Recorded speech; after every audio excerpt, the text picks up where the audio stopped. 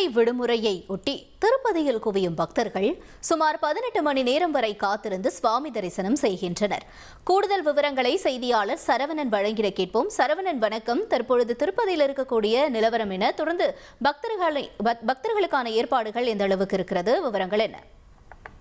திருப்பதி ஏழுமலையான் கோவில் கோடை விடுமுறை மற்றும் வார விடுமுறை காரணமாக பக்தர்கள் கூட்டம் அலைமோதி வருகிறது. இந்த பக்தர்களுக்கு அலைமோதும் பக்தர்கள் கூட்டம் வருகிறது. 300 ரூபாய் சிறப்பு தரிசனம் டோக்கன் பெற்ற பக்தர்கள் 3 முதல் 5 மணி நேரம் காத்திருந்து சுவாமி தரிசனம் செய்கின்றனர்.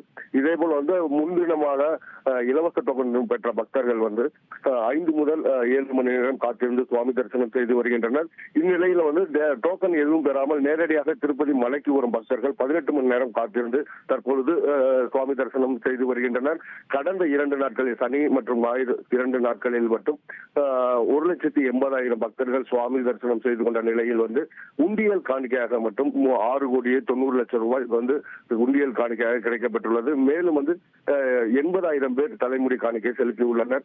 மேலும் வரிசையில் காத்திருக்கும் பக்தர்களுக்கு தேவஸ்தானம் தரப்பில் உணவுகள், குடிநீர் மற்றும் கழிவுறை வசதிகள் செய்யப்பட்டு நேரடியாக பார்வையிட்டு வருகிறார்கள். நன்றி சரவணன்.